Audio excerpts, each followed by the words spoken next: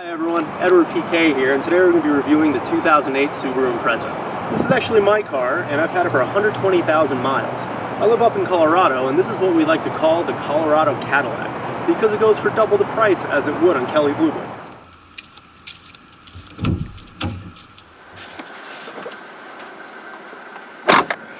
When you get into the Subaru, you kind of notice that the seats have kind of a little bit of an aggressive, medieval arch to them. They hold you okay, but I'm sure they're not as good as the WRX or the STI seats would be. What is going on here? As soon as you grab onto the steering wheel, you notice that it has a little bit of aggressive racing grip on it, which is kind of nice. I guess, you know, it bleeds through with all that rally stuff they got going on. You kind of notice that this car does have a good amount of road noise. Not that great. It'd be pretty nice to have a little bit more insulation. I feel like I'm almost riding like a fixie bike, and I feel all the vibration coming through the car. As soon as you start driving the Subaru, you notice that the response from the pedal is actually quite quick. Even though it's not a turbo, you don't have any of that turbo lag, but this Boxer, with its opposing cylinders, it actually produces quite a good amount of torque at a low end, which is rewarding when you use that all-wheel drive to come out of a corner pretty hard. One of the reasons this car is really popular in Colorado is because, well, it's all-wheel drive, and they seem to last quite a while, but anyone who's ever owned a Subaru knows that there's one Achilles heel, which is the head gaskets. The head gaskets in the Subaru are known to fail right around 120,000 miles. The Subaru is kind of it's a unique one because when you go on Kelley Blue Book, right around $3,000. But here in Colorado, they go for a lot more. Anybody who lives in Colorado knows that Colorado is littered with Subarus. Here's the issue with Subaru. Somebody's parents buy them a Subaru because it has all-wheel drive. That kid, not knowing better, thinks all-wheel drive means that car is invincible. So they do stuff like this. And of course, bad things happen. This car is actually really front-wheel biased.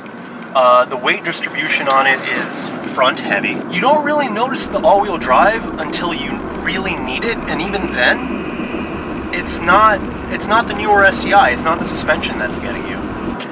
So let's talk about who this car is not for. If you actually have a big family and, you know, your dog and a lot of stuff, you really probably want the hatchback version or the Outback. Because the sedan, although it's fine, you know, for what it is, it's a sedan, you know, there's no way around it. They have plenty of nice little cubby holes to put stuff. The armrest is a little cheap, but you know, you have a lot of space on the sides. The glove box is pretty big, but it's not a really big car. This car is probably not for you if you plan to take it off-road. I know it's a sedan, and I know people say the Outback could go off-road, the Forester could go off-road, but I grew up driving Jeeps and Wranglers. I had 4 Wranglers. And after enough miles off-road, even my Dana 44s saw some good wear and tear. So you have to do maintenance. I can't imagine what happens to an Outback or a Forester that goes off-road. That would just be brutal to it. It's not fair to the car. Maybe once in a while you could do a little, you know, bit of mud to get through and get it dirty and post it on Instagram.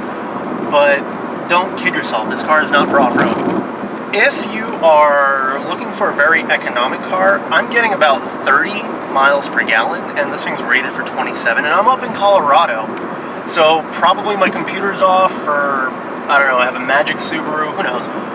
But there are more economic options. If you don't really need it, the all-wheel drive system, don't get it. What else is this car not for?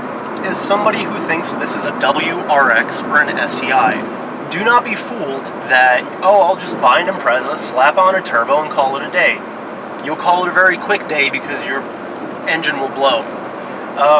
Subaru knew what they were doing. They specifically put in head gaskets and manifolds and exhausts that won't line up. I haven't really crawled under there, but I've been told that if you plan to go the route of turbo, all-wheel drive, that whole route, don't plan to do it to an Impreza. Just get a WRX or an STI and then move on from there.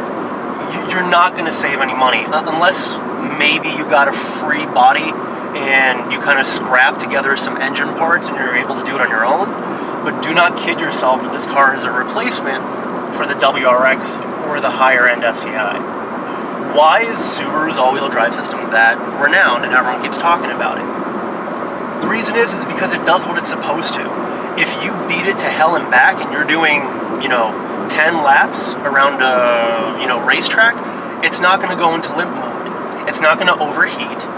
You're still going to be able to drive home, and for the most part, the whole car will hold up. And this holds true that if you're in a snowstorm and you're battling 3 hours of traffic trying to get through 2 feet of snow, guess what? I would really like to know that my all-wheel drive system is going to be the same as when I left work than when I got home. Would I want to take this car on dirt roads and rally it? No.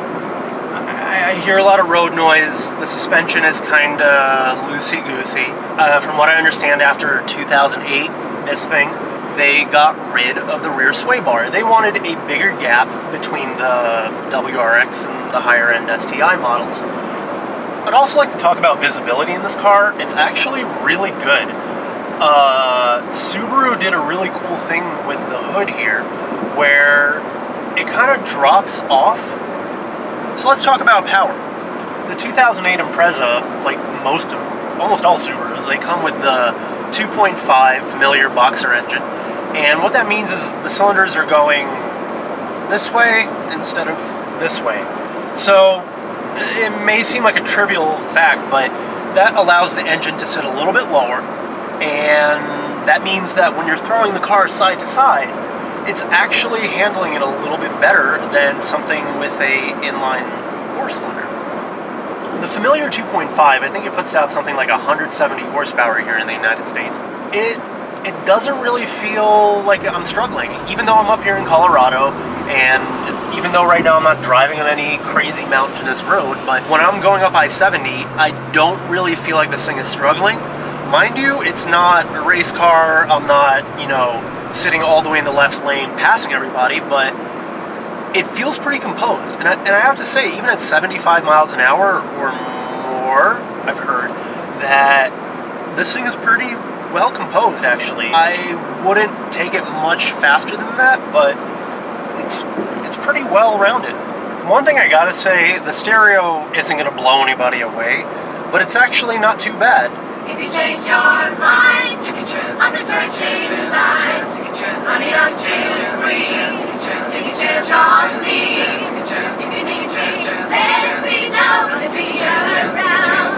If you got your place. So when it comes down to it, a lot of people are gonna ask, why is this car in Kelley Blue Book $3,000, but everywhere I go the car is about $6,000 to $5,000? Well, this thing is kind of the Colorado Cadillac.